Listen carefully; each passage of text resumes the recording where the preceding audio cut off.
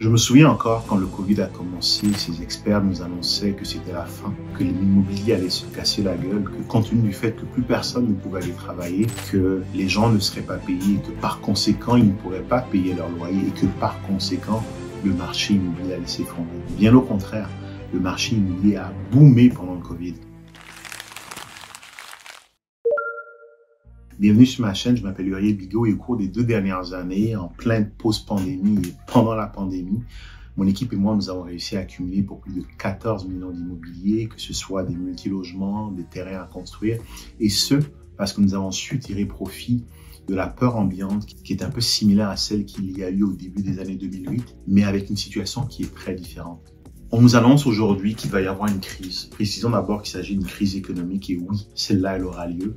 Par contre, je ne pense pas qu'il y aura une crise de l'immobilier et voici pourquoi. Afin de ne pas simplement te donner mon opinion ou te donner mon ressenti, on va regarder les choses sous un angle très froid, très factuel. On va regarder les choses sous l'angle de l'offre et de la demande. Tout marché libre qui n'est pas hyper réglementé régit à la loi simple de l'offre et la demande. Quand l'offre est supérieure à la demande, les prix vont vers le bas. Quand la demande est supérieure à l'offre, les prix vont vers le haut. C'est aussi simple que ça. Donc, commençons par regarder l'offre telle qu'elle est aujourd'hui. Si tu suis un peu les journaux, tu sais qu'on a aujourd'hui une crise du logement, on a une grosse pénurie du logement pour plusieurs raisons. Si je regarde en particulier le marché québécois qui est là où je vis aujourd'hui, et on a un parc immobilier qui est très vieillissant. La plupart des propriétés ont été construites autour, légèrement un peu avant les années 1960 et elles commencent tranquillement à arriver à la fin de leur vie utile. Le bâtiment c'est supposé durer plus de 100 ans, mais la réalité c'est que les composants de ce bâtiment-là doivent être changés régulièrement. On parle de la plomberie, on parle de l'électricité, on parle de changer les fenêtres, on parle de pans de murs de briques qu'il faut remplacer ou qu'il faut réancrer correctement. Ce sont des dépenses qui sont assez conséquentes, que la plupart des propriétaires ne sont pas forcément enclins à faire, surtout dans une province comme le Québec, dans laquelle l'augmentation des loyers est assez contrôlée, ce qui fait qu'un propriétaire qui investit de l'argent pour entretenir son bâtiment n'a pas forcément derrière la possibilité d'augmenter le loyer pour compenser cette dépense. Quelle en est la conséquence? C'est qu'on a un parc immobilier aujourd'hui qui est vieillissant, mais qui est aussi laissé un peu à l'abandon. Il est courant de trouver des logements insalubres, même dans des grandes villes comme Montréal, simplement parce que le propriétaire n'a pas d'incentive financier à investir des capitaux. L'offre de base est déjà manquante. En plus de ça, l'offre est en train de se réduire parce qu'on a des logements qui sont en mauvais état. Une dernière statistique que je lisais disait que pour revenir à un niveau d'abordabilité au Canada, il faudrait construire 3,5 millions de logements. Le Québec correspond à peu près à 20-25% du territoire canadien en termes de population, en termes de besoins. Donc, il fallait construire d'ici 2030 700 000 logements, à savoir 100 000 logements par an. Sur cette année, on est à peu près à 23 000 et ça, on est rendu déjà à la moitié de l'année, ce qui veut donc dire qu'on est déjà en retard sur ce qu'on devrait faire. Donc, on a un déficit qui existe. L'offre est en train de se réduire de par le fait que des logements sortent du marché parce qu'ils sont en mauvais état. Mais en plus de ça, la nouvelle offre, la construction neuve, est fortement ralentie. Pourquoi? Parce qu'il est intéressant pour un promoteur immobilier comme moi de construire, de partir des chantiers de construction quand les taux hypothécaires sont bas, ce qui me permet de venir mettre sur mon bâtiment, une fois qu'il est stabilisé, une dette pas chère qui me permet d'avoir un rendement beaucoup plus élevé. Avec la forte hausse des taux qu'on a eu sur les derniers mois, beaucoup de chantiers ont été mis à l'arrêt. La plupart des promoteurs, comme moi, ce qu'on fait aujourd'hui, c'est qu'on continue à avancer sur le pré-développement, aller chercher les plans, aller chercher les permis pour être prêt à développer au bon moment. Mais la plupart des constructions, des mises en chantier, des nouvelles constructions ont été mises en pause. Donc, si on résume, on a une offre existante qui est déjà insuffisante et qui est la crise du logement. L'offre se réduit de par le fait que certains logements sont délabrés et sortent du marché locatif. Et en plus de ça, la nouvelle offre, celle qui est supposée venir relancer et ramener le marché à l'équilibre, est freinée de par la hausse des taux hypothécaires. Donc, la nouvelle offre est freinée. Ça, c'est le portrait qu'on a aujourd'hui au niveau de l'offre qui a plutôt tendance à aller dans le mauvais sens. Right? Regardons maintenant la demande. La demande a été très forte post-Covid. Le couple qui se sépare, la famille qui a besoin de cette chambre supplémentaire pour son enfant. Pour ceux qui sont parents, on sait ce que c'est que d'avoir des enfants en bas âge pendant le Covid à la maison.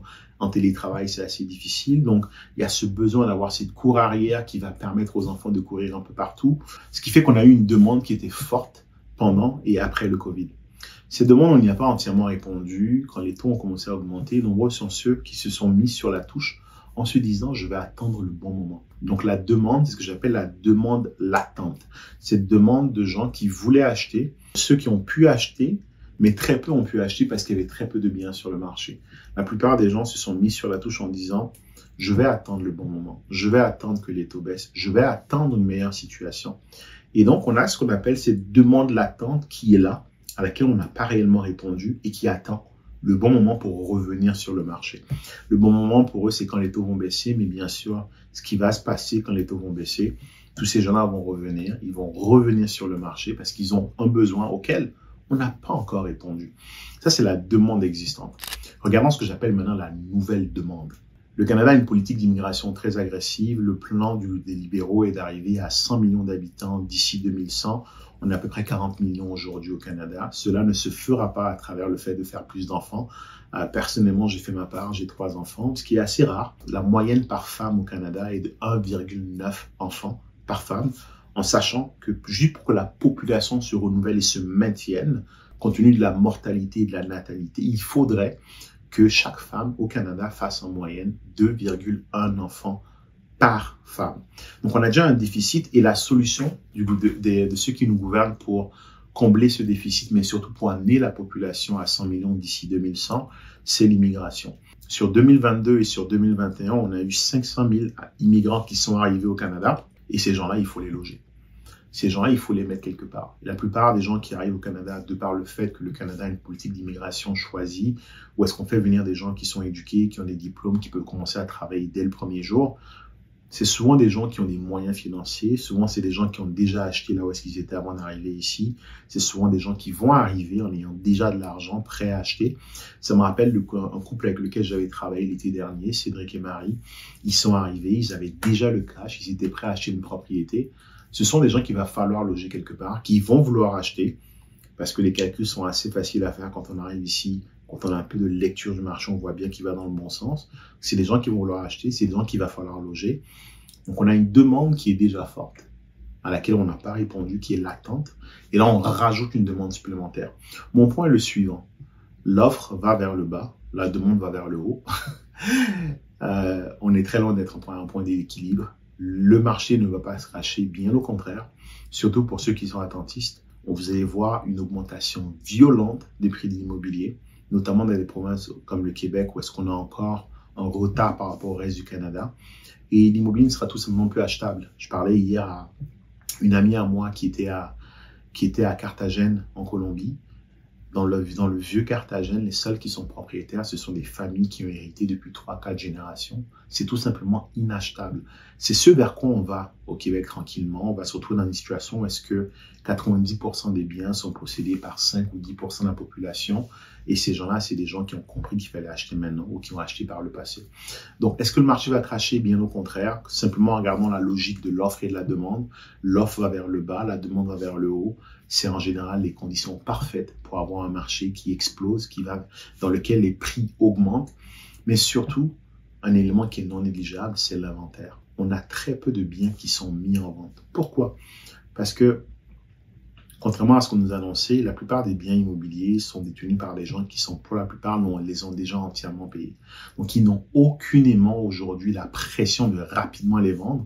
Et comme ils voient bien que le marché n'est pas favorable aux vendeurs, tout simplement, ils attendent. Ils sont sur la touche. Donc non, on n'a pas aujourd'hui une situation dans laquelle on a un influx massif de biens qui pourrait tirer les prix vers le bas. Bien au contraire, on a une situation de l'offre et de la demande qui fait que la demande est en train d'aller vers le haut pendant que l'offre est en train d'aller vers le bas. Ce sont les conditions parfaites pour avoir un marché qui est poussé vers le haut. Donc, quelle est la stratégie à appliquer pour réussir à investir, peu importe le marché dans lequel tu es? C'est principalement du développement immobilier. Moi, ma stratégie aujourd'hui consiste à faire ce qu'on appelle du land banking, à acheter des terrains, acheter des terrains, acheter des terrains. La beauté avec les terrains, c'est qu'il n'y a pas de date de péremption. La beauté avec les terrains, c'est que compte tenu du fait qu'on a une crise du logement, il est fort probable que les villes, les municipalités permettent de construire plus que ce qui était initialement prévu. Ce que je veux dire par là, c'est qu'un terrain où est-ce qu'on peut construire initialement à 5 étages, je ne serais pas surpris de voir que dans les mois et les années à venir, que les municipalités autorisent d'aller chercher 2 ou 3 étages supplémentaires. Compte tenu du fait que le terrain a été acheté à un prix basé sur 5 étages, intrinsèquement, sans avoir eu à dépenser de l'argent, tu te retrouves avec un terrain qui vient de booster en valeur parce que la ville a autorisé pour qu'on peut construire beaucoup plus. Donc, je crois beaucoup à ça. Je pense que l'avenir pour pouvoir investir, indépendamment de la période, si vous avez accès à de l'argent qui est patient, c'est d'acheter des terrains, de banquer des terrains, commencer les travaux de pré-développement, aller voir la ville pour monter des permis, attendre. Et quand les taux commencent à baisser, quand les gens vont commencer à se ruer pour acheter des condos à prix d'or, quand les gens vont commencer à se ruer pour acheter des maisons, là, on monte les tours. Et on a soit du locatif pour une clientèle qui a les moyens de se l'offrir, soit on vend du condo et là, il y aura beaucoup de profit à faire. Voilà, ça fait le tour de ce que je t'ai partagé. Si tu as trouvé cette vidéo utile, je t'invite à regarder celle-ci ou regarder celle-ci. Je te dis à la prochaine. Salut.